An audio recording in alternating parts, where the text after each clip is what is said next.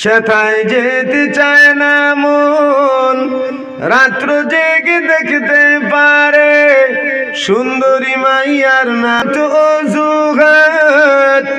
মাজায় ব্যথা, পাশায় ব্যথা, আরো ব্যথা গিরিবা। কিভাবে যোগাযোগ রাখতে হয়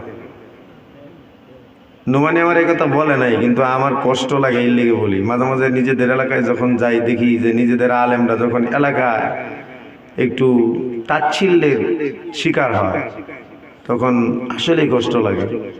এলাকার আলেমই তো এলাকায় সব থেকে বেশি সম্মান পাবার যোগ্য, কারণ আপনার পাশে তারাই সব সময় থাকে। আমরা তো হঠাৎ মেহমান হয়ে আসি, কিছুক্ষণ পরেই চলে যাই, ঠিক না বেঠিক বলেন? তো এই জন্য এলাকার আলেমকে কদর করবেন। কত বড় মাপের আলেম, এলেমের জাহাজ, এটা আপনাদের হয়তো ধারণাও নাই। মনে করছেন যে আমাগর গ্রামেই তো থাকে, কত বড় আলেম হইলে কি আর মাগজ জোরে ঘুরে থাকতো, এরকম ধারণা অনেকের আছে। ডাহাত থেকে এসে অনেক বড় আলেম। আরে ডাহাত তো বেটা লুচ্চা বাটপার সিটার রাক্ষস আছে, আছে না? ঢাকা তো বড় বড় খুনিরাও থাকে, বড় বড় দুর্নীতিবাজরাও থাকে, বড় বড় ব্যবসাও থাকে, কথা কয় না? তো ডাহা মানেই কি সব বালা? ঢাকার থেকে আইলেই বড় আলেম। কত আলেম আছে, বক্তা আছে, আলেম না, কিন্তু ওয়াজ করতেছে, গলা ফাড়ায়, গলা বেচতেছে। আপনারা তো হেগরও ৬০,০০০ টাকা দিয়ে আনতে রাজি, কিন্তু ও যে কওমি মাদ্রাসার কোনো সনদ নাই এটাও জানেন না, কিন্তু এলাকার এত বড় আলেম। এটি একদিন কইছিলেন আর খবর নেই। এটা আমগর লুকি হাই বুঝছো, খুললি কি আর না খুললি কি। এমন বেয়াদবি করবেন না। নিজেদের রত্নকে যত্ন করতে শিখেন। নিজেদের রত্নকে বলেন বলেন কি বলছি, নিজেদের রত্নকে যত্ন করতে শিখেন। তাহলে এলাকা উন্নত হবে, এলাকা পরিবর্তন হবে। এলাকার মেহনত করে এলাকার ওলামায়ে কেরাম।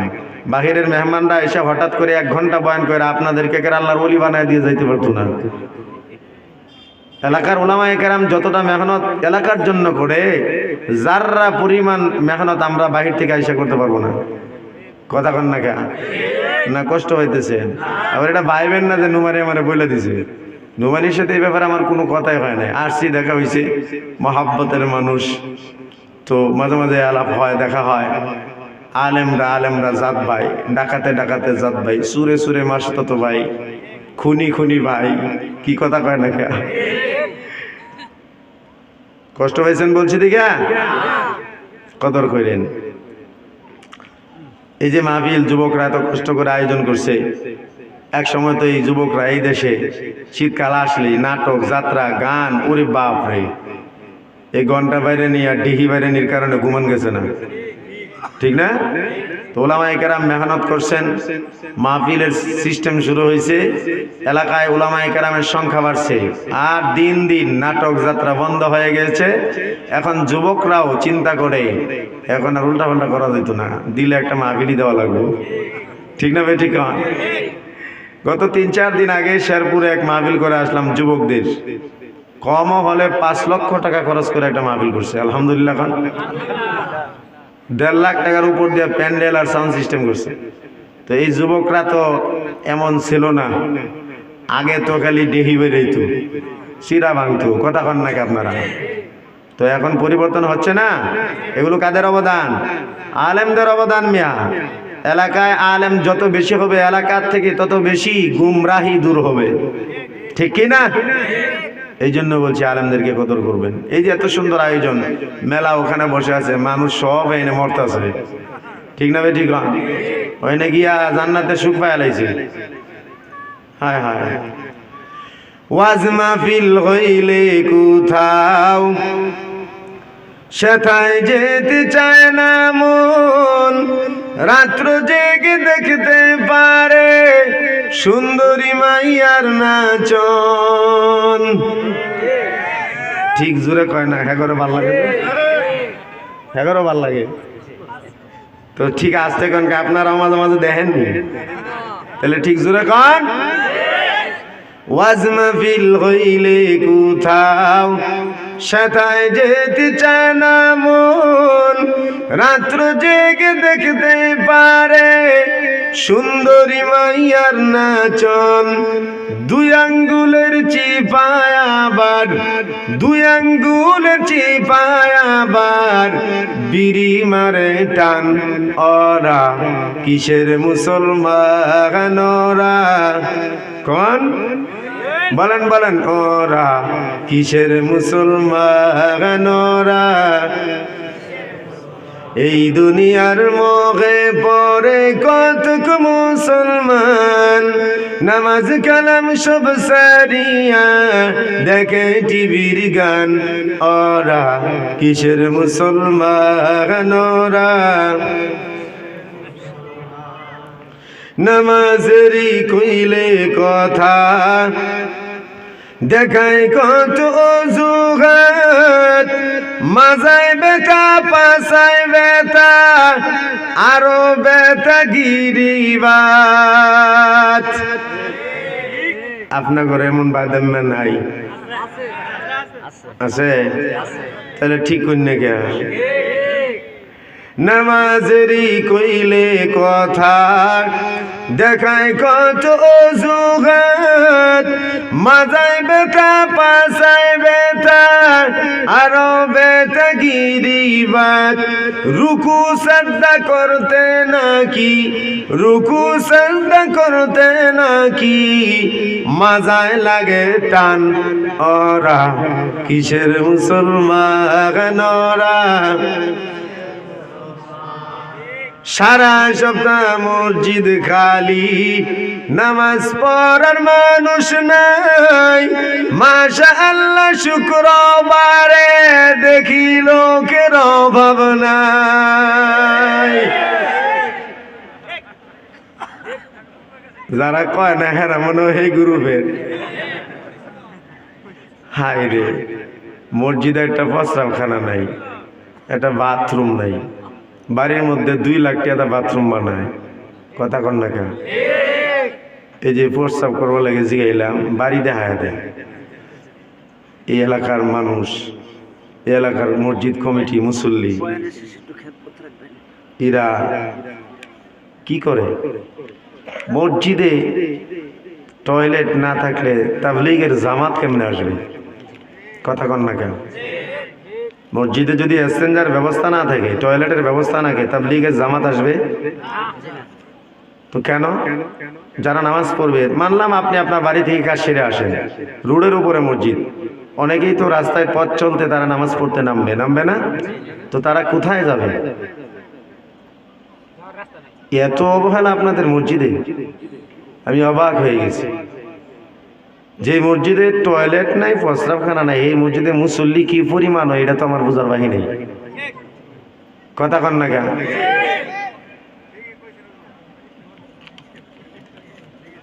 আপনি দেখেন আশপাশে বাড়িতে যান, গিয়া দেখেন কম হলেও টাইলস করে 1 লাখ 1.5 লাখ টাকা খরচ করে টয়লেট বানায় রাখছে।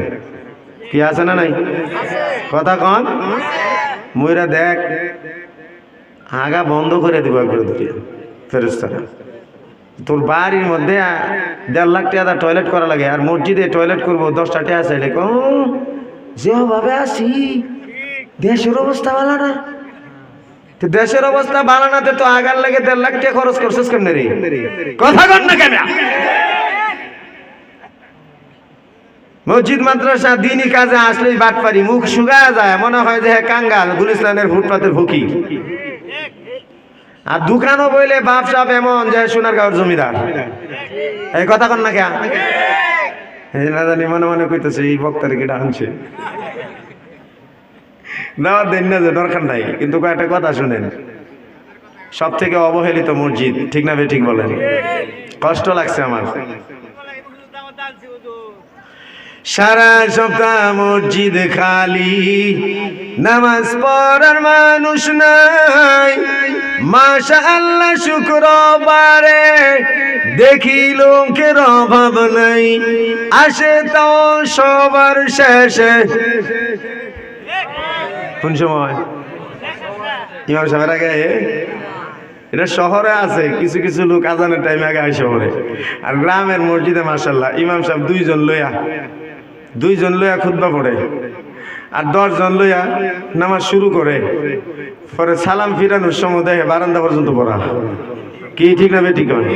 যে গণ দুলায় খাওয়া সুরের মতো ও এমন ভাবে দৌড় দিছে, চুল টুল আওলা জাওলা, শার্টের প্যান্টের বুতাম টুতাম ঠিক নাই, হাত ধুইছে তো মুখ ধুইছে না, মানে ফিটায় দৌড়ায় মনে হয় পাঠাইছে আশ্রয় নেওয়ার জন্য, মনে হয় মসজিদের বারান্দায় এক তুত মাখা খালি পড়ছে।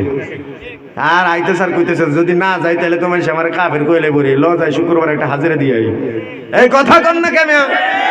তোমার মতো দেড় ব্যাটারি মুসলমানের কারণে আজকে দুনিয়ার এই অবস্থা, মুসলমানদের সব জায়গায় নির্যাতন হয়, ঠিক না ভাই? ঠিক বলেন। ইমাম সাহেব কি করবি না আমরা জানি, এটাই তো ওয়াজ করবো, সুদ খান যেত না, ঘুষ খান যেত না, নামাজ পড়তে হইব, পর্দা করতে হইব, এটা ওয়াজ আমার মস্ত হয়ে গেছে।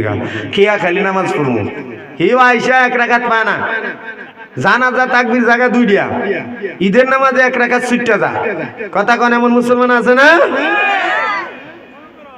হায় হায়, আল্লাহ হেদায়েত দান করেন। আসে তাও সবার শেষে রুকুতে পায় ইমাম, ওরা কিসের মুসলমান? ওরা বলেন, ওরা কিসের মুসলমান? ওরা এই দুনিয়ার মোহে পড়ে কতক মুসলমান, নামাজ কালাম সব সারিয়া দেখে টিভির গান। ওরা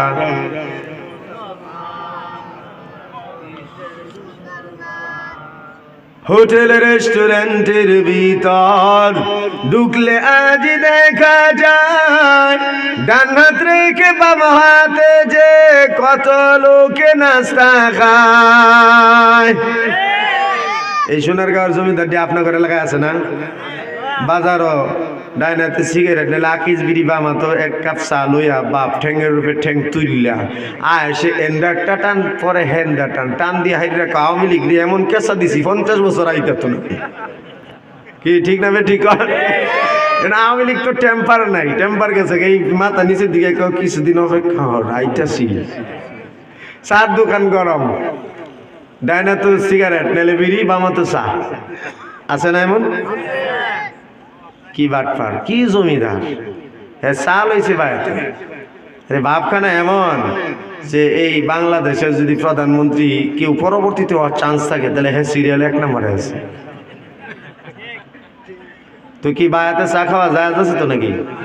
সিগারেট ডাইনাতে খাওয়া সুন্নত। হোটেল রেস্টুরেন্টের ভিতর ঢুকলে আজ দেখা যায়, ডান হাত রেখে বাম হাতে যে কত লোকে নাস্তা খায়। হাদিসেতে বলছে এদের, হাদিসেতে বলছে এদের ভণ্ড শয়তান। ওরা কিসের মুসলমান? ওরা কতক মুসলমানে আবার গলায় পরে স্বর্ণের চেন, শাড়ির বুতাম খুলে কয়টা বলে যে দেখেন দেখেন। যুবক ভাইরা মাহফিলের আয়োজন করছে, মনে মনে কেউ হুজুর আনলাম আমরা রামগড়ি গাইলে হয়। কান বিন্দাইছে, আসেনি যুবক? কান বিন্দাইছে, মাথার চুল মাইয়ার মতো রাইখা বেল লাগাইছে, ঠিক না? গলার মধ্যে চেইন লাগাইছে, টিয়া নাই 1.5 লাখ টাকা স্বর্ণ বড়ি কি লাগাইব মিটেশনি লাগাইছে, কি ঠিক না? হাতের মধ্যে চুরি লাগাইছে, আর প্যান্ট তো মাশাল্লাহ, এই যদি খালি একটু রুকুর মতো হয় তাহলে সদরঘাট খোলা, কি ঠিক না? বে ঠিক হয়। এই গাদারে তোর এই বালা জায়গাটা দেখবার লাগে কে ডাক করে চাই রয়েছে, তুই এমন প্যান্ট কেল লেগে ফিনদস কয় দেখি। লজ্জা তো দরকার, কথা কয় না? লজ্জা তো থাকা দরকার। তোর এই সদরঘাট দেখবার শক্ত কেউ নাই, বেগটানতে দেখা যে ও মজা পায়, যারা দেখে তারাও মজা পায়। তোর এটা দেখকে কেডা মজা পায় রে খাটাইস, ঠিক না? ঠিক বলে এমন লুজ ওই একটু উপর হইলেই একবারে জুইল্লা পড়ে যেতেছে, মনটা লয় লাঠি দিয়া ফাড়া দিতাম 100 গজ দূরে। পুরুষের দায়মি ফরজ, কথা কন, এটা কি? এটা ডাইকা রাখা দায়মি ফরজ। কি বলেন? দায়মি ফরজ।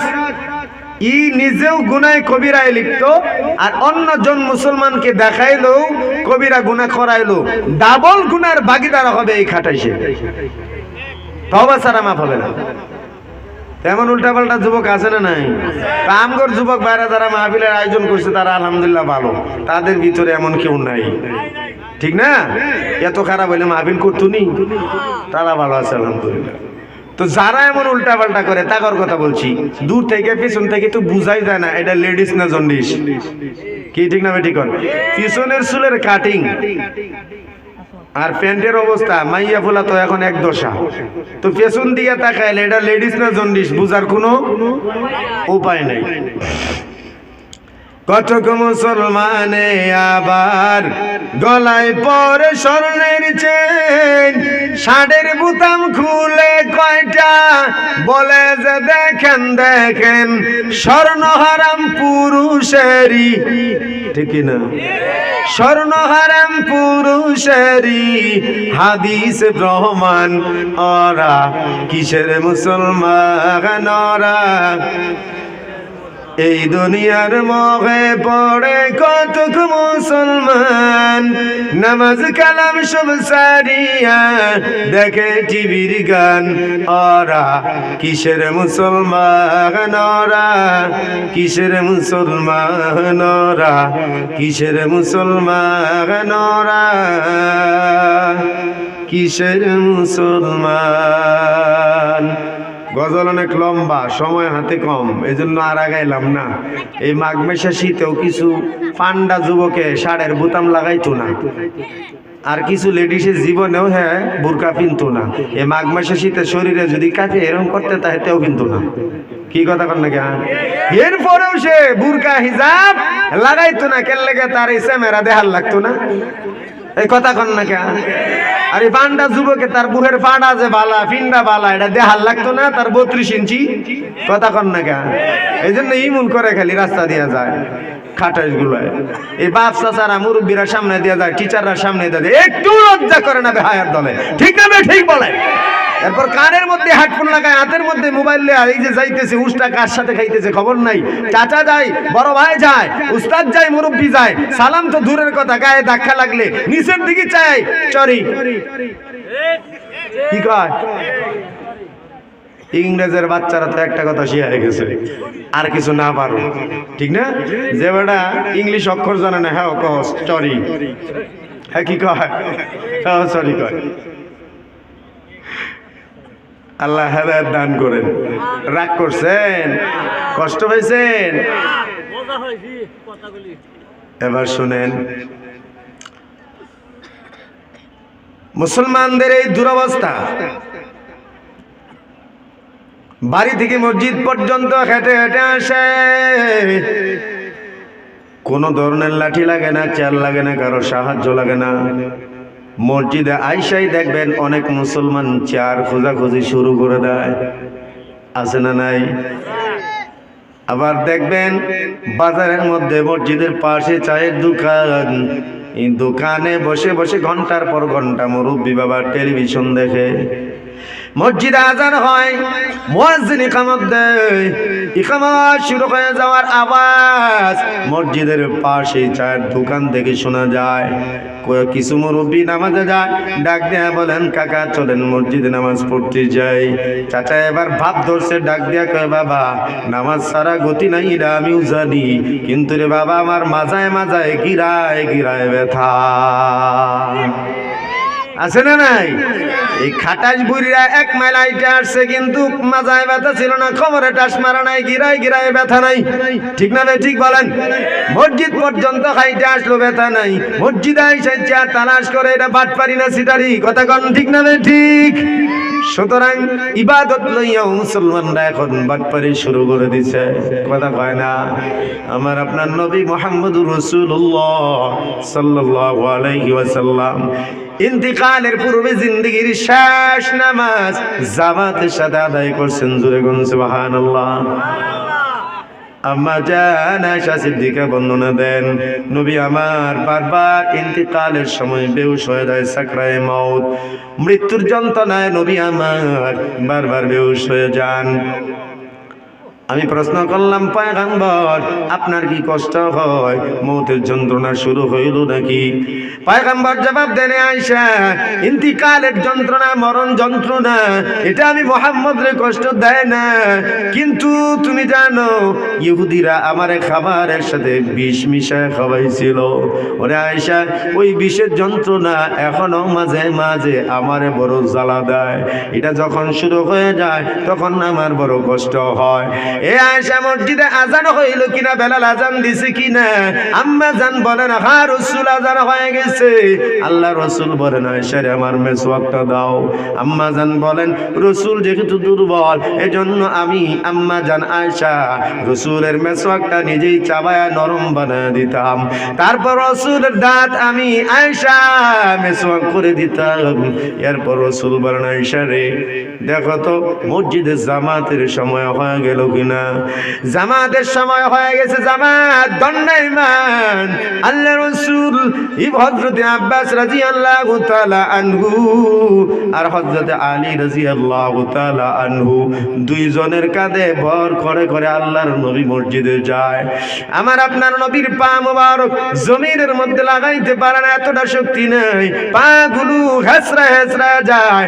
আর তোমার সুস্থ শরীর নিয়ে মসজিদে এসে চেয়ারে বসে নামাজ পড়ো, বাটপারি মেয়া কথা কও ঠিক কিনা? রাসূল আমার পা দুইটা এতটাই দুর্বল, রাসূল পা জমিনে ভর দিতে পারে না। আব্বাস রাদিয়াল্লাহু তাআলা আনহু, আলী রাদিয়াল্লাহু তাআলা আনহু দুইজনের কাঁধে ভর করে করে আল্লাহর নবী এমন ভাবে ধীরে ধীরে মসজিদে যায়। নবী আমার এত কষ্ট হয়, তারপরেও নবীর কথা হইল জিন্দেগীর শেষ নামাজ যেন আমি জামাতের সাথে আদায় করতে পারি। জোরে কোন সুবহানাল্লাহ। ও মুসলমান ভাইরা আমার, তোমার নবী এতটাই নামাজের গুরুত্ব দেয়, শেষ মুহূর্ত পর্যন্ত জিন্দেগির শেষ কথা আসসালাত আসসালাত ওয়া মা মালাকাত আইমানুকুম। এর উম্মতের দল, নামাজটারে গুরুত্ব দিও, নামাজটারে ছেড়ে দিও না। তোমার অধীনস্থ যারা আছে তাদের খবর নিও, তাদের উপর বেইনসাফি করিও না। ও ইমানদার ভাই, এজন্য কোরআনে কারীম থেকে একখানা আয়াত কারীমা তেলাওয়াত করলাম। নামাজের বিষয়ে কিছু কথা বলতে চাই, দরকার আছে না নাই? কথা কয় না, কারণ নামাজ এমন গুরুত্বহীন হয়ে গেছে, ভাবতেছে মুসলমান নামাজ না পড়লেই জান্নাতে চলে যাবে।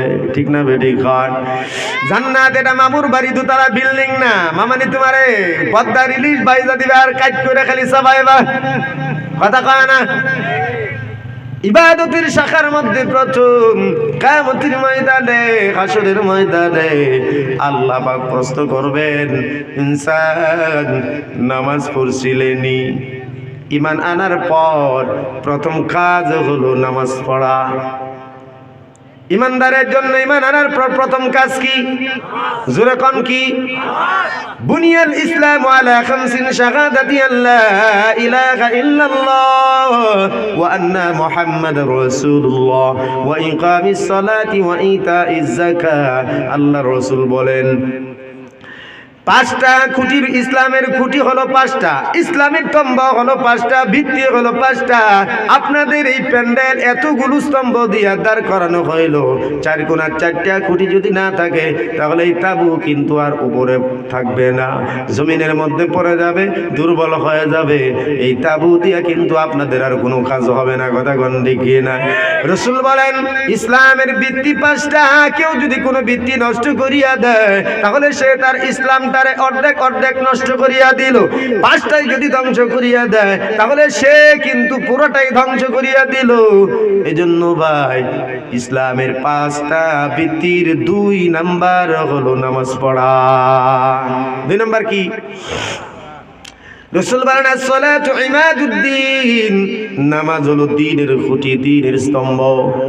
একটু মনোযোগ দিয়ে শোনেন, নামাজ এমন একটা ইবাদত, নামাজের মধ্যে ইস্তিগফার আছে, নামাজের উপর নামাজের মধ্যে দুরূদ আছে, নামাজের মধ্যে ওয়াজিফা আছে, নামাজের মধ্যে তাসবিহ তাহলিল আছে, নামাজের মধ্যে আল্লাহর গুণগান, সব ইবাদত মিলায় একটা ইবাদতের নাম হলো নামাজ। জোরে কোন সুবহানাল্লাহ। আল্লাহ বলেন ওয়াস্তাঈনু বিস-সাবরি ওয়াস-সালাহ, ঈমানদারের দল তোমরা যদি আমি আল্লাহর কাছে সাহায্য চাও তাহলে নামাজ আর সবুরের মাধ্যমে সাহায্য চাও। নামাজ পড়া আমার কাছে সাহায্য চাইবা, আমি আল্লাহ তোমাদেরকে সাহায্য করব। আল্লাহ বলেন ওয়াসজুদ ওয়াকতারিব, এ গোলাম তুই যদি আমার নিকট আসতে চাও তাহলে সাজদা কর আর আমার কাছে আয়। সুবহানাল্লাহ। কোন আল্লাহর নিকটে যাওয়ার জন্য অন্য কোনো পথ নাই, একটাই মাত্র পথ, এটা হলো আল্লাহর কুদরতি কদমে সাজদা দেওয়া। রাসূল বলেন বান্দা যখন আল্লাহর জন্য নামাজ পড়া শুরু করে দেয়, বান্দা যখন সাজদায় যায়, আল্লাহ পাক রব্বুল আলামিন ওনার ডান পা কুদরতি পাটা বান্দার কপালের নিচে ধরিয়া দেয়। জোরে কোন, জোরে কোন। আপনাদের মাগুর জোড়া এলাকা না? এই মাগুর জোড়া, শিং জোড়া, লাড়ি জোড়া যায় কোন, এই সব জোড়া মিলা জমিন বিক্রি করে আমি জানের পাল্লা বাড়ি বানাইতে পারবেন নি? পারবেন? কিন্তু রাসূল বলেন সুবহানাল্লাহি তামলাউল মিজান, কোন বান্দা বান্দি যদি একবার সুবহানাল্লাহ বলে দেয় তাহলে তার জন্য মিজানের পাল্লা ভারী হয়ে যায়। এমন একটা আমল রাসূল বললেন, ওযু লাগে না, টুপি লাগে না, পাঞ্জাবি লাগে না, আমাদের মতো পোশাক লাগে না, মসজিদ লাগে না, যায় নামাজ লাগে না, হাঁটতেছেন সুবহানাল্লাহ পড়েন, দোকানদারি করেন কাস্টমার নাই, টিভি না চালা সুবহানাল্লাহ আলহামদুলিল্লাহ পড়েন, ঘরে শুয়ে আছেন ঘুম হয় না, আল্লাহর জিকির শুরু করে দেন, সুবহানাল্লাহ পড়েন, আলহামদুলিল্লাহ পড়েন, নবী পাকের উপর দুরূদ পড়েন, এই আমলগুলো করেন, দেখবেন কিয়ামতের ময়দানে আপনার অজান্তেই এমন বিশাল বড় বড় সওয়াবের পাহাড় আল্লাহ তাআলা দাঁড় করায় দিবে, আপনি নিজেই আশ্চর্য হয়ে যাবেন। জোরে কোন সুবহানাল্লাহ। রাসূল এক হাদিসের মধ্যে ফরমান, কোন বান্দা বান্দি যখন সুবহানাল্লাহ একবার বলে দেয়, সাথে সাথে আল্লাহ পাক একজন ফেরেশতার মাধ্যমে সুবহানাল্লাহ নামের একটা গাছ জান্নাতে লাগায় দেয়। প্রত্যেকটা মানুষের জন্য একটা করে জান্নাত বানানো আছে, নাম লেখা আছে।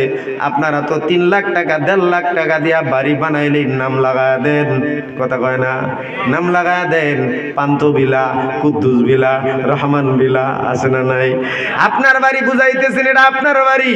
আল্লাহ পাক প্রতিটা ইনসানের জন্য জান্নাত বানানোর পর জান্নাতের গেটের ভিতরে নাম লিখে দিয়েছে আব্দুর রহমানের জান্নাত। রাসূল বলেন বান্দা বান্দি যখন সুবহানাল্লাহ বলে দেয় তখন আল্লাহ পাক ফেরেশতার মাধ্যমে কুদরতি ভাবে তার জান্নাতের মধ্যে একটা সুবহানাল্লাহর গাছ লাগায়। এত বিশাল, এমন বড় হবে গাছ, রাসূল বলেন জিবরাইল আমিন 600 নূরের পাখা দিয়া তার সর্বোচ্চ গতিতে দৌড়ালেও কোনদিন এই গাছের ছায়া অতিক্রম করতে পারবে না। আরো জোরে জোরে আওয়াজ দিয়ে বলেন।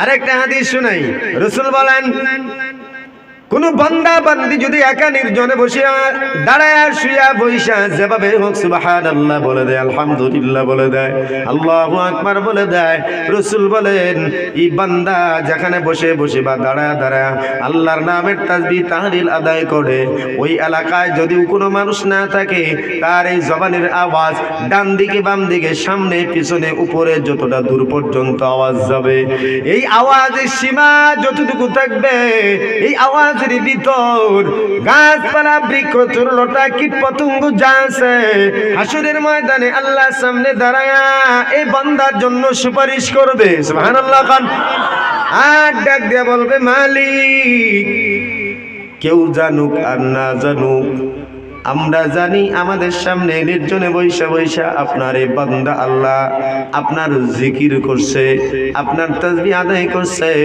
আমরা সাক্ষী দিলাম ও মালিক আপনি তাকে মাফ করে দেন। এই জন্য আমলগুলো করবেন, রাজি আছেন ইনশাআল্লাহ? কষ্ট হইব নাকি? এই যে টেলিভিশনের পর্দা শয়তানের বাক্সটা না বন্ধ কইরা দোকানে আমল করেন, বরকত হবে। ঠিক না ঠিক? তোমার এই সবগুলো ইবাদতের সমন্বয়ের নাম নামাজ। কথা কোন ঠিক না ঠিক? আল্লাহর গুণগান গাওয়া, তাসবিহ জপা সব ইবাদতের সমন্বয়। নামাজ পড়া শুরু করছেন, নামাজের মধ্যে আলহামদু সূরা ছাড়া নামাজ হয় না। ঠিক না ঠিক? আলহামদুলিল্লাহি রাব্বিল আলামিন, সকল প্রশংসা ওই আল্লাহর জন্য যিনি জগতের রব, যিনি বিশ্ব মালিক, তার জন্য সকল প্রশংসা। এরপর রুকুতে গেলেন, সুবহানা রাব্বিয়াল আযীম, মহান মালিকের পুত পবিত্রতা গুণগান গাইলেন। গেলেন সিজদার মধ্যে, সুবহানা রাব্বিয়াল আলা। এরপর আপনি সিজদার থেকে উঠা আবার দোয়া করলেন। ঠিক না বেটি খান? তাশাহুদ পড়লেন, দুরূদ পড়লেন। এর মধ্যে ইস্তিগফার, দোয়া, দুরূদ সব আছে। এজন্য নামাজ যদি কোনো বান্দা ঠিকমতো আদায় করে, সবগুলো ইবাদতের সমন্বয় তার একবারে আদায় হয়ে যায়। নামাজের মতো নামাজ হলে গুনাহ মাফ হয়ে যায়। সুবহানাল্লাহ খান। নামাজটা নামাজের মতো হওয়া লাগবে। আমাদের মতোই ঠুকুর মারা নামাজ চলবে না। 2 মিনিট লাগে না তার 4 রাকাত নামাজ পড়তে। কথা কয় না? 2 মিনিট লাগে না, 4 রাকাত নামাজ শেষ। সবার পিছনে আইসা সবার আগে দুধ দেয়। আর রাসূল সাজদায় যখন যাইতেন, তখন রাসূলের দুনিয়ার কোনো হুশ আওয়াজ থাকতো না। এমনকি হযরত আলী রাদিয়াল্লাহু তাআলা নূর যখন তীর পায়ের মধ্যে তীর বিঁধলো, খুলতে পারে না, হযরত আলী রাদিয়াল্লাহু তাআলা বলেন, সাহাবায়ে কেরাম, তোমরা এভাবে আমার তীর খুলতে পারবা না।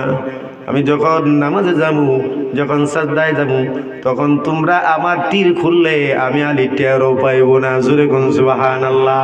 তাহলে চিন্তা করিয়া দেখেন কতটা মনোযোগ হইলে পরে শরীর থেকে তীর খুললেও কিন্তু টের পায় না।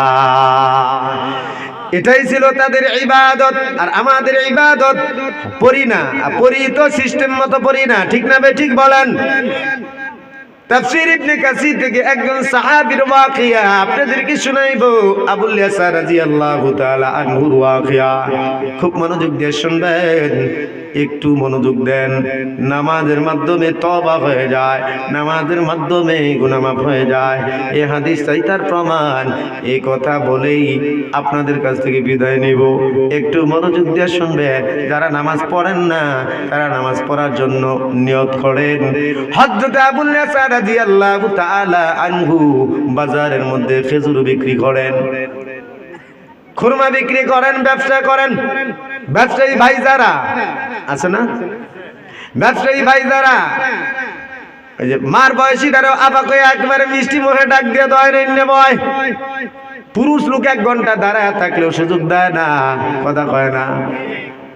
আর যদি একটু যুবতী হয়, তাহলে মনে হয় কোন জনমের বান্ধবী, এমন সব খুল্লা দিয়া লাইব। এমন হয়ে গেছে ব্যবসায়ী ভাইরা। সাহাবীর কাছে একজন মহিলা সাহাবী আসলো, আয়েশা বলতেছে, ভাই 1 টাকার খুরমা আমারে দাও। আপনার ভাই জিহাদের ময়দানে চলে গেছে, আমার বাজারে আসতে হলো, 1 টাকার খেজুর দেন, 1 টাকার খেজুর দেন। সাহাবী মেয়েটার দিকে তাকানোর পর তার ওয়াসওয়াসা চলে আসছে, নফসানি শাহওয়াত জেগে উঠলো। এই জন্যই তো পর্দা করা ফরজ। হাদিস শরীফে রাসূল বলেন, বেপর্দা নারী যখন রাস্তা দিয়া যায়, তখন শয়তান তার সামনে দিয়া ঢুল বাজায়। কি বাজায়? সাহাবীরাও তো মানুষ ছিল, ঠিক না বে ঠিক বলেন? পর্দার বিধান তখন অপরাধ হয় নাই। সাহাবী মহিলার দিকে তাকানোর পর, চেহারা দেখার পর তার দিকে দুর্বল হয়ে গেল, আকর্ষণ বেড়ে গেল। এবার সাহাবী ডাক দিয়ে কয়, এইখানে ভালো খেজুর নাই, খেজুর ভালোটা ঘরের ভিতরে। দেখেন না, চাউলের ব্যবসায়ীরা ছোট্ট ছোট্ট বাটির মধ্যে সিম্পল চাল রাখে, আর ভালো চাল বস্তা সব কিন্তু গোডাউনের মধ্যে। কথা কয় না? সাহাবী বলে, ভালো খেজুর এখানে নাই, ঘরে চলো। মতলব ভালো না খারাপ? কথা কয় না? পয়গম্বর ইউসুফ আলাইহিস সালাম বলছেন, দোয়া করছেন, ওয়া উবারিউ নাফসি ইন্নান নাফসা লাআম্মারাতুন বিসসুই ইল্লা মা রাহিমা রাব্বি ইন্না রাব্বি গফুরুর রহিম। পয়গম্বর ইউসুফ আলাইহিস সালাম বলেন, আমি কিন্তু নফসে আম্মারা থেকে খালি না, আমারও কিন্তু নফসে আম্মারা আছে, তবে আমার রব আমার উপর বড় দয়াবান। সুবহানাল্লাহ। খান এবার এই সাহাবী মহিলাটারে, মহিলা সুদা মানুষ বুঝে নাই, মতলব বা সাহাবী বুঝে নাই, বিশ্বাস করছে। কারণ একজন সাহাবীরে একজন মহিলা যদি বিশ্বাস না করে তো করবে কারে? কথা কোন ঠিক না বেঠিক? একজন যুবতী মেয়ে একজন মুসলমান যুবককে, মুসলমান যুবক ইমানদারকে যদি বিশ্বাস না করে, বিশ্বাস করবে কারে? হিন্দুরে মালাউন রে। কথা কয় না? কিন্তু দুর্ভাগ্য আমাদের, কপাল পড়ে গেছে আমাদের। এখন আমাদের যুবতী মেয়েরা, মুসলিম মেয়েরা সব থেকে বেশি নির্যাতিত হয়, জিনা ব্যভিচার হয় মুসলমান যুবকেরা হাতে। কথা কোন ঠিক না বেঠিক? কপাল পড়ে গেছে, বিশ্বাস নষ্ট হয়ে গেছে। ইমানদার কিন্তু মানা যায় না, বিশ্বাস করা যায় না, কারণ চরিত্রের ক্যাটাগরি একেবারে শেষ। ঠিক কি না? কিন্তু তখনকার যুগ তো সাহাবায়ে কেরামের যুগের জন্য বিশ্বাস করা লাগছে। মহিলা বিশ্বাস করে ঘরের ভিতর গেছে, সাহাবী ঘরের ভিতর যাইয়া দরজা লাগাই দিয়েছেন ভিতর দিয়া। দরজা যখন লক করে দিছে, মহিলা সাহাবী রোনাজারি শুরু করে দিয়েছেন, কাঁদতেছেন আর বলতেছেন, ভাই কি ব্যাপার, দরজা বন্ধ করলেন কেন? দরজা বন্ধ করলেন কেন? কথা বলার সুযোগ না দিয়া মহিলা সাহাবীরা জড়ায়া ধইরা চুম্বন করা শুরু করে দিল। সহবাস ছাড়া যা করা সব করছে। এদিকে মহিলা সাহাবী বারবার তার শত চেষ্টা দিয়ে চেষ্টা করতেছে হাত থেকে ছুটার জন্য। শত চেষ্টা করলেও একজন নারী কিন্তু পুরুষের সাথে গোলাইতে পারে না। ঠিক না বেটি? খান দেখবেন 70 কেজি ওজনের বিশাল দেহের বডির মানুষটা নারী, আর 30-40 কেজি পুরুষটা একটা থাপ্পড় দিলে ঘুইরা বমি কইরা দেবে নারী। কথা কন দেখে না? কারণ আল্লাহ নারীদের উপরে পুরুষদেরকে শক্তিশালী করে বানাইছে, হাড্ডি বড় মজবুত। কথা কয় না?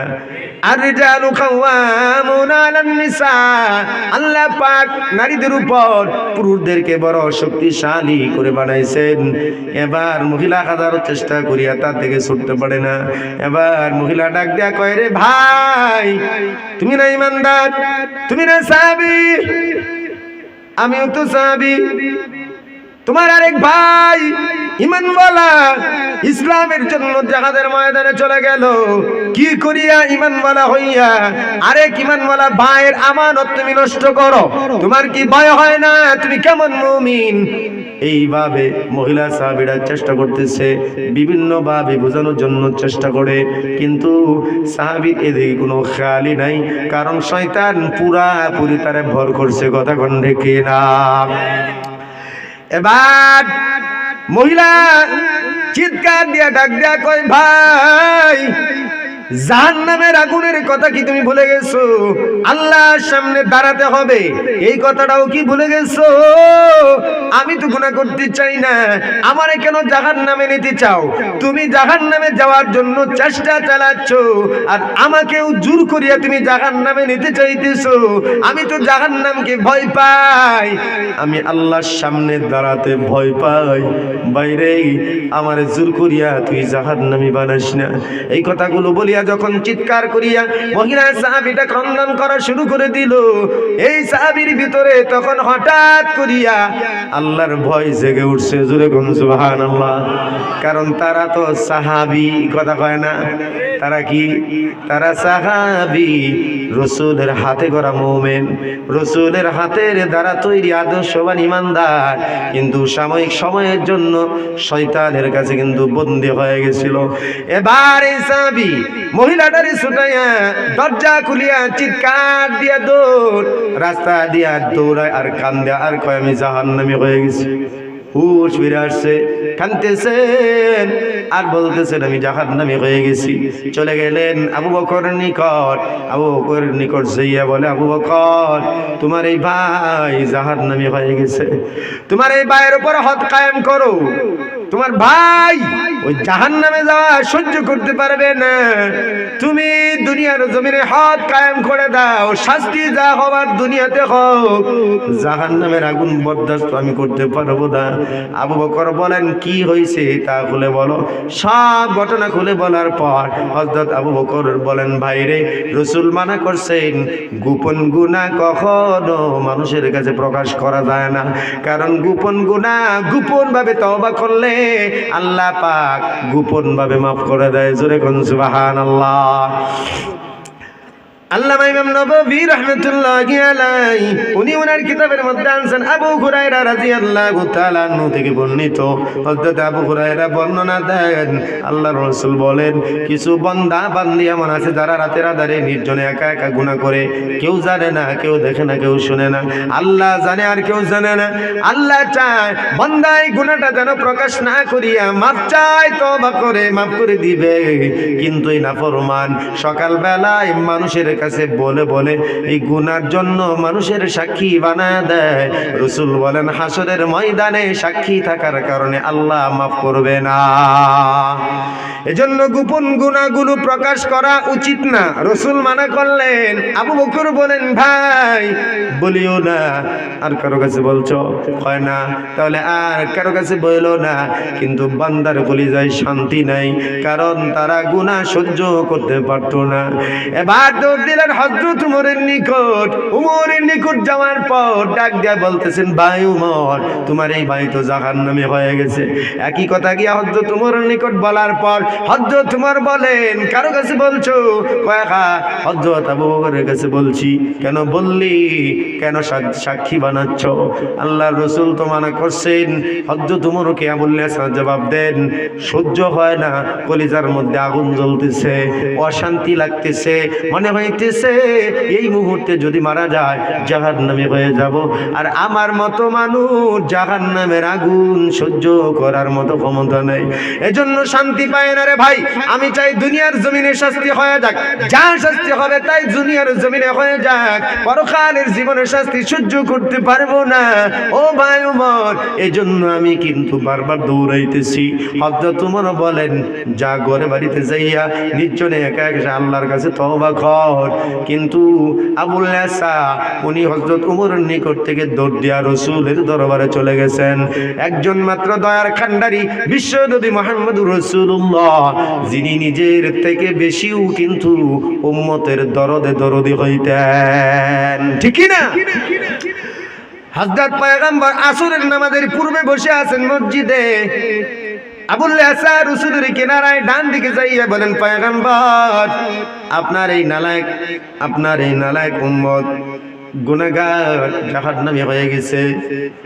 রাসূল মুখ ফিরায় নিলেন, কারণ কোন পাপের সাক্ষী রাসূল হইতে চাইতেন না। রাসূল মুখ ফিরায় নিলেন। রাসূল চাইতেছেন বান্দা গুনাহ করে ফেলছে, সাক্ষী না গো, গোপনে মাপ চেয়ে নেবে, আল্লাহ মাফ করে দিবে। এই জন্যই তো আল্লাহর একটা সিফাতি নাম, তার নাম হলো সাত্তারুল আয়ুব, ঠিক কি না? আল্লাহর দুইটা সিফাতি নাম, একটা সাত্তারুল আয়ুব আর একটা গাফফারুজ যুনুব। সাত্তারুল আয়ুব দিয়ে আল্লাহ পাক বান্দার গুনাহগুলো পর্দা দিয়া ঢাইকা দেয়, গাফফারুজ যুনুব দিয়ে আল্লাহ পাক বান্দার গুনাহগুলো মাফ করে দেয়। চিন্তা করিয়া দেখেন তো ভাই, যেই পরিমাণ গুনাহগার আমরা, আল্লাহ যদি পর্দা দিয়ে আমাদের গুনাহগুলো যদি পর্দা দিয়ে ঢেকে না রাখতো, মিথ্যার গুনাহ যদি আমাদের জবানে, আমাদের গালে, চেহারায় যদি লাগায়া দিত, সব ধরনের গুনাহ যদি আমাদের বডির মধ্যে আল্লাহ দাগ লাগায়া দিত, বলুন তো সমাজের মধ্যে চলতে পারতেননি? আপনার গুনাহগুলোর এই বিকৃতি দেখা সমাজের মধ্যে এখন যে সম্মান পান, সালাম তো দূরের কথা, মানুষ আপনাকে আমাকে দেখা মাত্রই কিন্তু থুতু মারতো, কথা কোন দেখে না। সেজন্য আল্লাহ পাক সাত্তারুল আয়ুব নাম দিয়া নিজে বান্দার গোপন গুনাহগুলো গোপন রাখেন, গাফফার নাম দিয়া মাফ করে দেন। রাসূলের দরবারে যাওয়ার পর রাসূল বলতেছেন, কথা কয় না, দ্বিতীয়বার বাম দিকে দিকে যাওয়ার পর যখন সাহাবী আবার বাম দিকে গেলেন, সাহাবী বাম দিকে যাইয়া রসুলকে আবার কয়, রসুল আবার ডান দিকে চেহারা ফিরায় দেয়। এবার সাহাবী আবার ডান দিকে আইসা রসুলের কিনারায় বৈশা চোখ দিয়া পানি ঝরঝর করে সারার কান্দে, আর ডাক দিয়া কয়, পয়গম্বর হালাক হয়ে গেছি, আমি ধ্বংস হয়ে গেছি, আমার উপর হদ কায়েম করেন। রসুল গো আমি কলিজায় শান্তি পাই না। রসুল বলেন কি করছস? সাহাবী ডাক দিয়া কয়, হুজুর অমুক মহিলা সাহাবীর এই সুযোগ বুঝা এমন করলাম, জিনা সারা সহবাস সারা বাকি সব কাজ আমি করে ফেলছি। রসুল মুখটা মলিন করিয়া কেমন যেন রাগান্বিত হয়ে চেহারা লাল করে ফেলছে, আর ডাক দিয়া বলতেছে, কিরে তুই না আমার সাহাবী, তোর আরেক ভাই সাহাবীর স্ত্রীর সাথে কেমন ভাবে এমন আমানতের খেয়ানত করলি? কেমনে সম্ভব তোর দ্বারা? তুই না ইমানদার, তুই না আমার কাছে ঈমান আনছো, তুই না আমার সাহাবী, কেমনে করলি? এই কথা বলার পর হযরত আবু লাসা আরো জোরে জোরে হাওমাও করে কাঁদা শুরু করে দিছে। এ ভাই দেখেন, সামান্য একটা গুনাহ করছে, আর আপনার আমার জীবনে কি পরিমাণ গুনাহ আছে, কোনোদিন ভুলেও তো এক জাররা পরিমাণ চোখ থেকে আমাদের পানি বের হয় না, ঠিক না? দুধের গার্বি মারা গেলে তার চোখ দিয়া পানি আসে, দুধ দেওয়া গরু মারা গেছে, কপালের মধ্যে হাত দিয়া রাস্তায় বসে বসে চোখের পানি ছেড়ে ছেড়ে কান্দে না, কথা কোন ঠিক না বে ঠিক? কেউ কেউ তারা গালি দিছে, বকা দিছে, অপমান করছে, সেজন্য চোখ দিয়া পানি ঝরে। টাকা হারায় গেছে, টাকা নষ্ট হয়ে গেছে, সেজন্য চোখ দিয়া পানি আসে। কিন্তু যিনি চোখে তোমার পানি দিলেন, তার জন্য তো এক ফোঁটা চোখের পানি কোনোদিন দিলা না, ঠিক না? রাসূল বলেন, মান বাকা মিন খাশিয়াতিল্লাহ ফাকাদ হারামাল্লাহু আলাইহিন নার। আল্লাহ রাসূল বলেন, যে বান্দা আল্লাহর ভয়ে কান্নাকাটি শুরু করে দেয়, রাসূল বলেন আল্লাহ পাক তার জন্য জাহান্নামের আগুন হারাম করে দেয়। কি মনে করেন এই যে গুনার কারণে দৌড়াইতেছে, শান্তি নাই? হযরত আবু বকর থামাইতে চাইলেন, পারলেন না। উমর চাইলেন, পারলেন না। রসুল চাইতেছেন, মানা করতেছেন, কিন্তু মানে না। কেন? গুনার কাজ তাদের সহ্য হইত না। আর আমাদের গুনাহ সহ্য হয়, নেক কাজ সহ্য হয় না। কথা কয় না?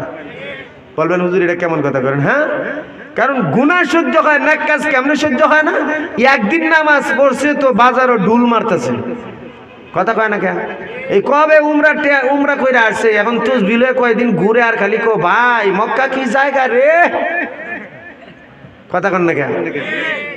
হ্যাঁ, মুখটাই গায়ে ক্যাম্বাসারি আর যায় না। এই 15 দিন, 1 মাস, 6 মাস, বছর জায়গা, হ্যাঁ উমরার কথা গুনগান গাইতে গাইতে তার কিছু নেক কাজ সহ্য হয়? কথা কন? সাহাবায়ে কেরামের কিন্তু গুনার কাজ সহ্য হইতো না, আমাদের কিন্তু নেক কাজ সহ্য হয় না, পরিপূর্ণ বিপরীত। এজন্য আমাদের কপালে এই দুরবস্থা, কথা কোন ঠিক কিনা? রে মুমিন ভাই, রাসূল যখন এমন কথা বললেন, সাহাবী আরো কান্নাকাটি শুরু করে দিছে। এমন টাইমে আসরের নামাজের সময় হয়ে গেছে, হযরত বেলাল আযান দিল। আল্লাহর রাসূল বলেন, রে সাহাবী যা নামাজে দাঁড়া। নামাজ পড়লেন। নামাজ যে পড়তেছেন, খেয়াল করেন, আজকের এই আসরের নামাজ আর বিগত দিনের নামাজ কি সমান না? কিছু পার্থক্য আছে, কথা কয় না? কারণ ভাঙা মনের কান্না আল্লাহ বেশি শুনে, ভাঙা মনের ইবাদত, ভাঙা মনের তওবা কিন্তু আল্লাহ বেশি শুনে, কথা কোন ঠিক না? ভাইরা আমার, রাসূলের পিছনে সাহাবী নামাজ পড়ার পর সালাম ফিরে আমার নবী ডাক দিয়া কয়, সাহাবীরা কই রে? সাহাবী আসতেছেন, আয়েশা রাসূলের কিনারায় আবার চোখের পানি ছেড়ে ছেড়ে মাথা নিচের দিকে দিয়ে কান্দে। আল্লাহ রাসূল একটা মুচকি হাসি দিয়ে প্রশ্ন করেন, রে সাহাবী তুই কি আমার পিছনে নামাজ পড়ছো? সাহাবী ডাক দিয়া কয়, পয়গম্বর আপনার পিছনেই তো ইমামতিতে নামাজ পড়লাম। রাসূল বলেন, রে সাহাবী তোরে আল্লাহ মাফ করে দিয়েছে, জোরে কোন সুবহানাল্লাহ। হুজুর আসছে নাকি? আছে, বালুকা ছাড়া গেছে, এখনো বালুকা? জি, বালুকা পর্যন্ত রাই ঘুরছে প্রধান বক্তা।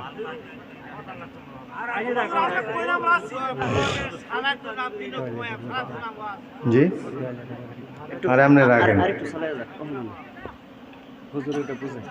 আমি আগেই বলছি যে আমার একটা নির্ধারিত টাইম দিবেন, 11টার ভিতরে আমি ছেড়ে দিন। আপনারা ঢিলামিছি করতে করতে এমনভাবে একটা নিছেন, একেবারে অবস্থা খারাপ। এই জান কাকু আপনারা আমি তো উঠলাম না, তাই আমারে থুয়ে যান গে আপনারা সারা রাত সারা রাত আজকে একবারে জান্নাতে ঢুকে যাবো নাকি?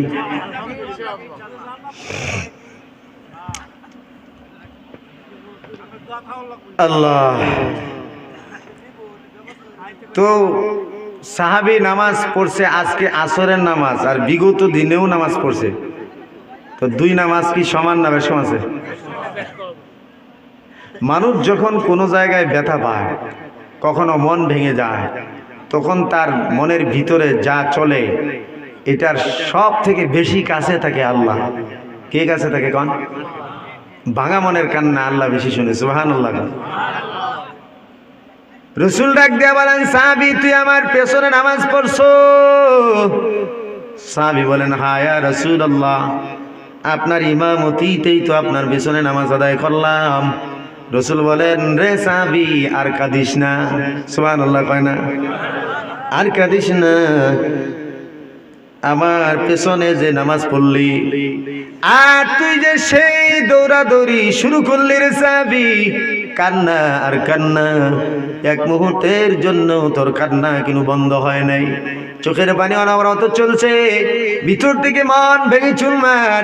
এই যে অশান্তির আগুন নিয়ে জ্বলতেছো আর দৌড়াইতেছো, গুনাহ তোমার সহ্য হয় না, জাহান্নামের আগুনের ভয় তোমার এই পরিমাণ মন ভেঙে দিছে।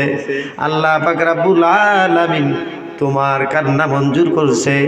আর দ্বিতীয় কথা, আমার পেছনে নামাজ পড়ার পর এই জন্য আল্লাহ পাক রব্বুল আলামিন তোমার গুনাহ মাফ করে দিয়া কোরআনে আয়াত নাজিল করছে। জোরে কোন সুবহানাল্লাহ। রাসূল আয়াত শোনায় দিলেন। জিবরাইল আমিন আয়েশা বলেন, পয়গম্বর এই নেন আপনার সাহাবীর ভাঙা মনের কান্নার জবাব। জোরে বলেন সুবহানাল্লাহ। আপনার সাহাবীর ভাঙা মনের কান্নার আওয়াজ আল্লাহ পাক এত পছন্দ করছেন, এত ভালোবাসেন। আল্লাহ পাক রব্বুল আলামিন জিবরাইল আমিন দিয়া আমারে দিয়া আয়াতে কারিমা পাঠায় দিছে। রাসূল বলেন, রে সাহাবী আমার দিকে তাকাও, চেহারা উঠাও। সাহাবী বলে, রাসূল গো লজ্জা লাগে, এই গুনাহ পাপী চেহারা আপনার নুরানি চেহারার দিকে কেমনে দেখায়? রাসূল বলেন, এখন আর তোর ওই এই চেহারা নাই, কারণ আল্লাহ তাআলা মাফ করে দিয়েছেন। সুবহানাল্লাহ কোন। রাসূল বলেন, তাইবু মিনাজ যামবি কামান লা যামবা লা, তওবাকারী এমন নিষ্পাপ হয়ে যায় কেমন যেন সে গুনাহ করলো না। গুনাহ না করা যেমন হয়ে যায়, তওবা করলে বান্দা এমন বেগুনাহ হয়ে যায়। জোরে বলেন সুবহানাল্লাহ। বারামাত আল্লাহর রাসূল বলেন, রে সাহাবায়ে কেরাম সবাই আসো, বসো আর আয়াতে কারিমাটা শোনো।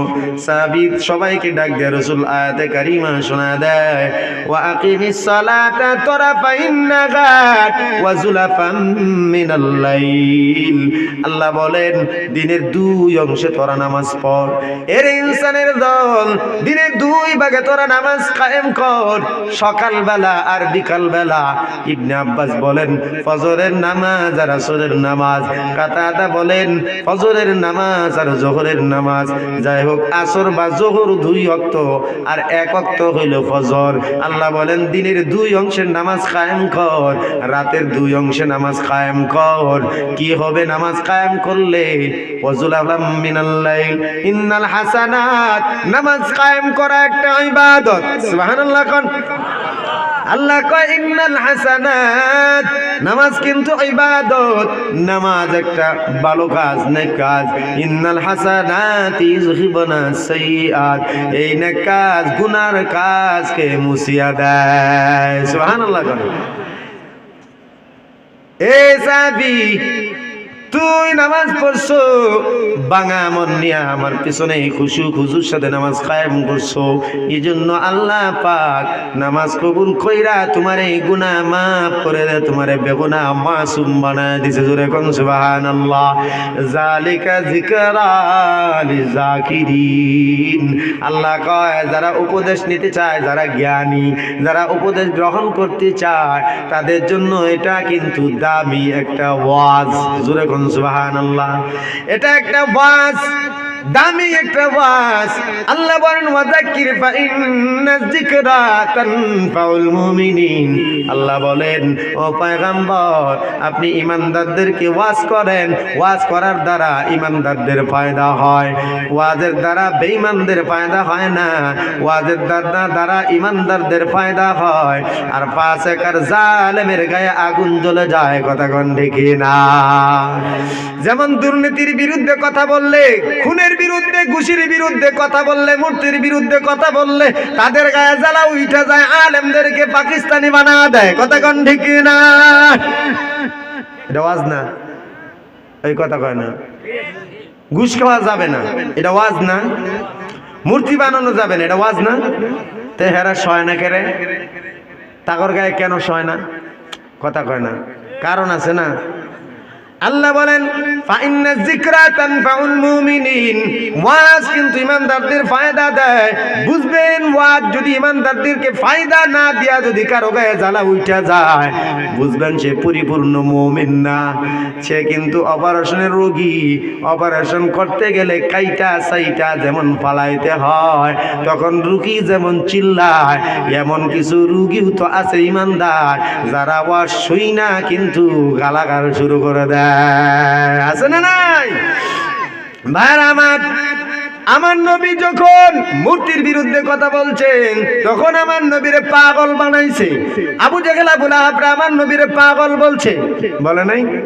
মূর্তি পূজার বিরুদ্ধে যখন নবী আমার কথা বলছেন তখন আবু লাহাব আমার নবীরে বলছে মুহাম্মদ পাগল হয়ে গেছে।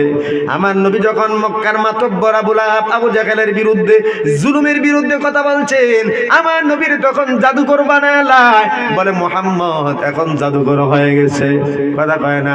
খুনের বিরুদ্ধে, জুলুমের বিরুদ্ধে কথা বলার কারণে ওই জালেম আবু জেহেল উতবা সাহেবারা বাজারের আওয়ারা ছেলেদেরকে লাগায় দিছে, আমার আপনার নবীরে পাথর মারতে মারতে রক্তাক্ত বানায় দিছে। আমরাও যদি জুলুমের বিরুদ্ধে কথা কই, আমরাও যদি মূর্তির বিরুদ্ধে কথা কই, আমরাও যদি সন্ত্রাসের বিরুদ্ধে কথা কই, আমরাও যদি খুনের বিরুদ্ধে কথা কই, আমাদের নামে মামলা দিয়া জেলখানায় ঢুকায় দেয়, আয়না ঘরে ফালা দেয়। ওই পরিমণির মতো নষ্টা ভ্রষ্টারে জেলখানায় কিন্তু দেখছেন মেহেদি লাগানোর সুযোগ দেয়, মামুনুল হক রে আত্মীয় স্বজনরে দেখা করার সুযোগ দেয় না, ঠিক না? তাহলে কি বুঝলেন? এটা নতুন কোন ফায়সালা না। রাসূল মূর্তির বিরুদ্ধে কথা বলছে, রাসূলরে পিটানি শুরু করছে। বনি ইসরাইলের ৭০,০০০ নবীর গলা কায়ড়া মায়েরা দিছে উম্মত, কারণ তাদের বিরুদ্ধে কথা বললো কেন? আমরাও যখন কথা বলি আমাদেরও দুশমন হয়ে যায়, নামমাত্র মুসলমান, আসলে এরা ফাসিক মুনাফিক, কথা কোন ঠিক না? বারা আমার, এজন্য আল্লাহ বলেন, আল্লাহ তাআলা বলেন যালিকা যিকরা লিয-যাকিরিন, যারা উপদেশ দেয় তাদের জন্য নসিহত। রাসূলরে আল্লাহ তাআলা আদেশ দেন ও পয়গম্বর ওয়াজ করেন, ওয়াজ করার দ্বারা ঈমানদারদের ফায়দা হবে। তো পরিপূর্ণ মুমিন যারা, তাদের অন্তরে ওয়াজে তাসির হয়। অনেক বেনামাজি নামাজি হয়ে যায়, অনেকেই জাহান্নামের ভয়ে কান্নাকাটি করে, অনেকেই সুদ ঘুষ ছাড়িয়া দেয়, অনেকেই পর্দা করে, অনেকেই তওবা করিয়া নতুন করিয়া নামাজি হয়ে যায়, কথা কোন ঠিক না? আল্লাহ তাআলা আয়াতে বলেন ফাতালা আলাইহিমুল আমাদু ফাকাসাত কুলুবুহুম ওয়া কাসীরুম মিনহুম ফাসিকুন। আল্লাহ কয় কিতাব নাজিল করলাম, কিতাব নাজিলের পর তাদের অন্তর আল্লাহর জন্য ভয় কাঁপে না, বরং কিতাব পড়ে, কিতাব পড়ার পর লম্বা সময় চলে যায়, ফাকাসাত কুলুবুহুম, তাদের অন্তর পাথরের চাইতেও শক্ত হয়ে যায়, ওয়া কাসীরুম মিনহুম ফাসিকুন। আল্লাহ কয় তারা অধিকাংশই কিন্তু ফাসিক। এই কথাটার একটু ব্যাখ্যা নেন। আল্লাহ বলেন কিতাব দেওয়ার পরেও, তেলাওয়াত করার পরেও, লম্বা সময় যাওয়ার পরেও যাদের কলব পরিবর্তন হয় না, যাদের কলব পাথরের মতো শক্ত হয়ে যায়, এরা অধিকাংশই ফাসিক। সুতরাং ওয়াজের দ্বারা যাদের তাসির হয় না, ওয়াজের দ্বারা যাদের গায়ে আগুন জ্বলে, ওয়াজের দ্বারা যারা আলেমের বিরুদ্ধে চলে যায়, ওয়াজের কারণে যারা আলেমদের দুশমন মনে করে, আমি 100% গ্যারান্টি দিয়ে বলতে পারি আল্লাহ পাক বলছেন তারা পরিপূর্ণ মুমিন নয়, তারা ফাসিক, ঠিক না? নামাজ এমন একটা ইবাদত, নামাজের কথা বলতেছি আমার ভাইরা। মনোযোগ দিয়ে শোনেন, নামাজ এমন ইবাদত, নামাজ ছাড়া আপনার গতি নাই। কারণ কিয়ামতের ময়দানে প্রথম হিসাব হবে নামাজের। প্রথম হিসাব কি? প্রথম হিসাব হবে নামাজের। এজন্য ভাইরা নামাজ কেউ কাজা করবেন না, হেলায় দুলায় নামাজ করে কাজা করিয়া দেয়। মেয়েরা তো এমন হয়ে যায়, শরীর যদি নাপাক থাকে 7 দিন, নামাজ কাজা করে 10 দিন। কথা কয় না? স্বামী যদি প্রশ্ন করে নামাজ পড়ো না কেন, ওই শরীর ভালো হয়েছে কিন্তু কাপড় ধুই নাই, কাপড় ধোয়ার কারণে 3 দিন চলে যায়। অথচ মাসালা হচ্ছে, যদি কোনো নারী গর্ভবতী বাচ্চা প্রসবের সময় হয়ে যায়, বাচ্চার কেবল মাত্র সামান্য মাথা দেখা দিছে, কিন্তু ব্লাড কিন্তু পানি বের হয় না এখনো, তেমন সামান্য মাথা দেখা যাওয়ার পর নামাজের ওয়াক্ত হয়ে গেছে, তখন এই মহিলা ছোট্ট একটা গর্ত করিয়া সে জায়গায় তুলা বা নরম কাপড় দিয়া উপর হইয়া বৈশা বাচ্চার মাথা সেখানে রাইখা নামাজ আদায় করা লাগবে। তারপরেও নামাজ কিন্তু কাজা করা যাবে না। আর পুরুষের জন্য কেমন শুনেন, স্টিমার দিয়া, লঞ্চ দিয়া, অথবা যেভাবেই হোক আপনি সাগর দিয়া পথ চলতেছেন, পথ চলার সময় হঠাৎ করে ঝড় তুফানের কবলে পড়া স্টিমার, জাহাজ, লঞ্চ আপনার ধ্বংস হয়ে গেল। একটা ডাল অথবা একটা তখরার মধ্যে, কাঠের মধ্যে আপনি ধরে ভেসে যান, বাঁচিয়ে আছেন, কোনো মতে হেলে দুলে আপনি জীবন বেঁচে আছে। এমন টাইমে যদি নামাজের ওয়াক্ত হয়, আপনি যদি নামাজের খবর পান যে নামাজের সময় হয়েছে, তখন মাসালা হলো আপনি ইশারায় ইশারায় নামাজ পড়বেন, কিন্তু নামাজ কাজা করা যাবে না। ঠিক না? আর হেলায় দোলায় নামাজ কাজা করিয়া দেয়, নামাজের কোনো গুরুত্ব নাই। মসজিদের সামনে দিয়া যুবকগুলো হাঁটিয়া যায়, কানের মধ্যে হেডফোন, হাতের মধ্যে মোবাইল, নামাজ পড়ে না। নামাজ যারা অভ্যস্ত বানায় দেয়, 70 বছরের বুড়া বাবাটাও মাঘ মাসে অন্ধকারে শীতের মধ্যে আইসা মসজিদে নামাজ পড়ে। কথা গন্ডে কেনা। এজন্য আমি মাঝে মাঝে বলি, যুবক ভাই ও মুমিন, তোমার এই টিমে ইমানের আলো দিয়া বাড়ি থেকে মসজিদের রাস্তা যদি দেখতে না পারো, ভালো করে শোনেন, তোমার ইমানের আলো এমন নিবু নিবু কফি বাতির মতো হয়ে গেছে। এই ছোট্ট ইমানের আলো দিয়া তুমি বাড়ি থেকে মসজিদ পর্যন্ত আসতে পারো না, মসজিদের রাস্তায় তুমি আসতে পারো না, দেখো না?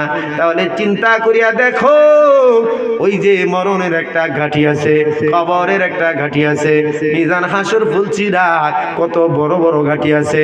এই সামান্য ছোট্ট ইমানের আলো দিয়া মসজিদ পর্যন্তই যদি যাইতে না পারো, তাহলে এত বড় বড় ঘাটি পার হইয়া জান্নাতে কেমনে যাইবা? কথা গন্ডে কিনা?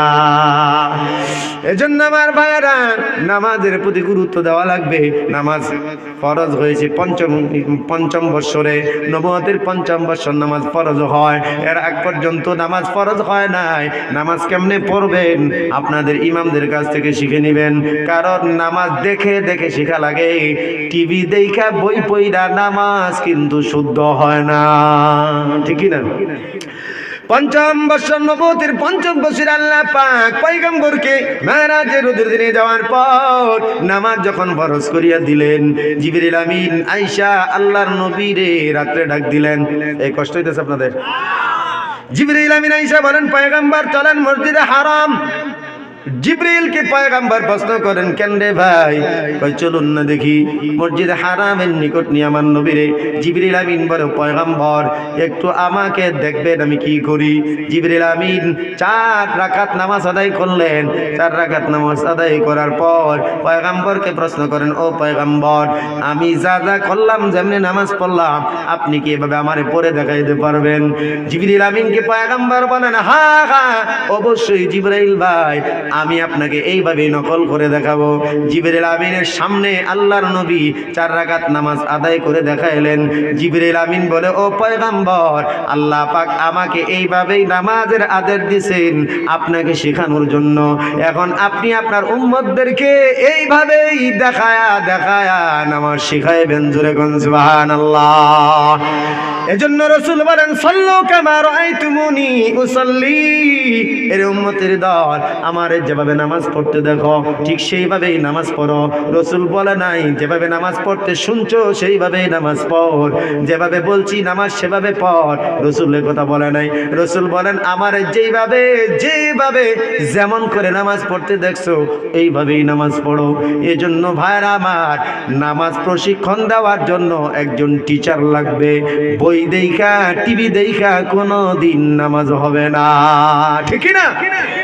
7 বছরের বাচ্চা মাদ্রাসার নুরানির ছেলেটা সব নামাজ পারে শুদ্ধভাবে, পারে না? আপনার নাতি 7 বছর বয়স, 5 বছর বয়স, মাদ্রাসায় পড়ে। সূরা কেরাত নামাজ ভঙ্গের কারণ নামাজের ওয়াজিব, ওযু ভঙ্গের কারণ নামাজের সুন্নত, ওযুর সুন্নত, নামাজের ফরজ, ওযুর ফরজ সব মুখস্থ আছে।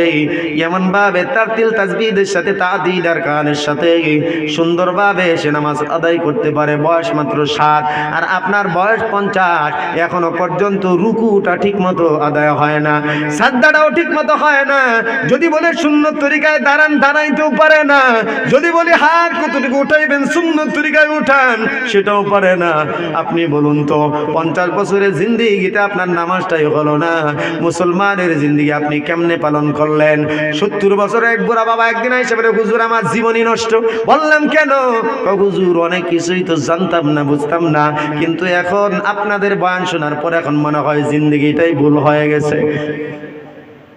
এজন্য ভাই কিছু কাজ আছে এটি দেখানো ছাড়া হয় না, ঠিক না ভাই? ঠিক বলেন। আপনার ছেলেকে ডক্টর বানাবেন, ডাক্তার বানাবেন, এত কাল পর্যন্ত পড়ালেখার পর এত লক্ষ লক্ষ টাকা দিয়ে পড়াশোনা করলো, তারপর প্র্যাকটিক্যালি যদি আপনার বিজ্ঞ ডাক্তারের সাথে যদি সময় না দেয়, তাহলে কিন্তু তাকে কখনো কোনো দিন মেডিকেলে অপারেশন থিয়েটারে যাইতে দিবে না, ঠিক না? এজন্য প্র্যাকটিক্যালি কিন্তু আপনার একজন টিচার প্রয়োজন। দেখেন কমান্ডার থাকে একজন, নাকি কন্ট্রাক্টর, রাজমিস্ত্রি যারা কাজ করে, কথা কয় না? রাজমিস্ত্রি যারা কাজ করে তাদেরও কিন্তু একজন উস্তাদ আছে না নাই? কথা কয় না? প্রশিক্ষণ দেওয়ার জন্য প্র্যাকটিক্যালি একজন উস্তাদের প্রয়োজন। আর দিন ধর্ম এমন একটা জরুরি বিষয় যার সাথে আপনার জাহান্নাম আর জান্নাত জড়িত।